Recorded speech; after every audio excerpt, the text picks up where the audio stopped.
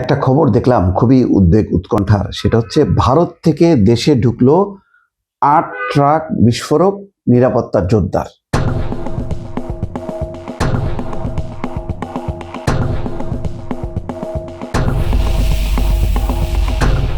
কি ঘটনা?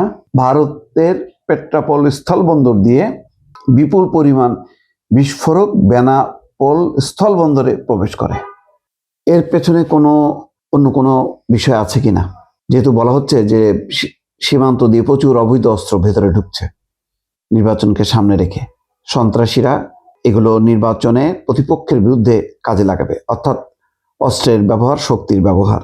তেমন যখন নাকি খবরগুলো বিভিন্ন মিডিয়াতে বেশ ফলো করে চাউর হচ্ছে, ঠিক তখন এরকম একটা খবর নিঃসন্দেহে একটা শঙ্কা জাগায়। সেই খবরটা হচ্ছে এই ভারতের বেনাপোল স্থলবন্দর দিয়ে ভারত থেকে বিপুল পরিমাণ বিস্ফোরক দ্রব্য আমদানি হয়েছে। ভারতের পেট্রাপোল স্থলবন্দর হয়ে ৮টি ট্রাকে করে, মোট ৮টা ট্রাকে করে ১২৫ মেট্রিক টন বিস্ফোরক দ্রব্য বাংলাদেশে প্রবেশ করে। শনিবার বিকেলে সীমান্ত দিয়ে বিস্ফোরক দ্রব্যের এই বড় চালান প্রবেশ করে। বিষয়টিকে কেন্দ্র করে ওই বন্দর এলাকার বাড়ানো হয়েছে নিরাপত্তা এবং নজরদারি। স্থলবন্দর সূত্র বলছে বেনাপোলে নিরাপত্তা জোরদার করা হয়েছে। স্থলবন্দর সূত্র বলছে বিস্ফোরক দ্রব্য বহনকারী ট্রাকগুলো বন্দরে প্রবেশের পরপরই নির্দিষ্ট ট্রান্সশিপমেন্ট ইয়ার্ডে নেওয়া হয় এবং আইন শৃঙ্খলা বাহিনীর তত্ত্বাবধানে রাখা হয়েছে।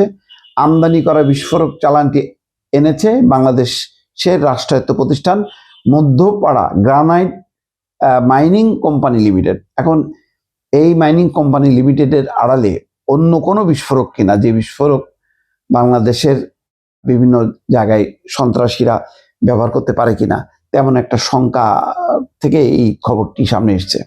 অন্যদিকে রপ্তানিকারক প্রতিষ্ঠান হিসেবে রয়েছে ভারতের সুপার সিবা শক্তি কেমিক্যাল প্রাইভেট লিমিটেড।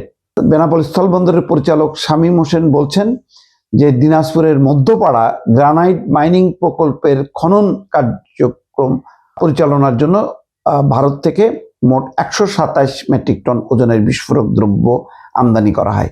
মধ্যপাড়া মানে মাটির গভীরে বিস্ফোরক দিয়ে এগুলি গর্ত করা হয়, আরও ভিতরে প্রবেশ করা হয়। এখন এটার কার্যক্রমটা কিভাবে হয় এটা সঠিকভাবে জানা যাচ্ছে না এবং তার ব্যাখ্যাও এখানে নেই। যাক, এটা খুবই অফিসিয়ালি এসছে এবং বাংলাদেশের সরকারি প্রতিষ্ঠানই এনেছে।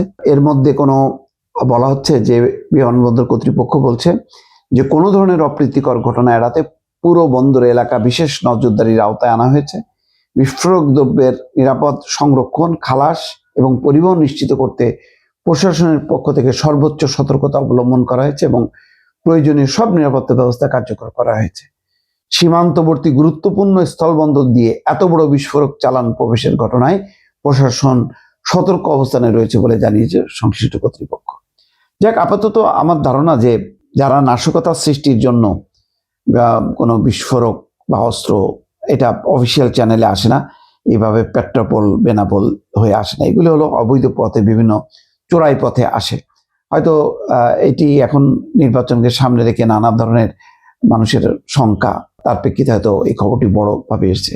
হয়তো এই বিস্ফোরক ওই মধ্যপাড়া কঠিন শিলা প্রকল্পের কাজের জন্যই, কিন্তু এর আওতায় নানা রকম ঘটনা ঘটতে পারে। সন্দেহ অবিশ্বাস যেহেতু তৈরি হয়েছে, একটা ভারতের সাথে সম্পর্কের একটি বিষয় এখানে এসছে, সন্দেহ অবিশ্বাস, সুতরাং যে কোনো ঘটনা ঘটতে পারে। সে কারণে হয়তো খবরটি চাউর হয়েছে এবং নিরাপত্তা অন্যান্য সময়ের তুলনায় এটা হয়তো বাড়তি একটা বিশেষ আয়োজন করা হয়েছে। দর্শক ভালো থাকবেন, আল্লাহ হাফেজ।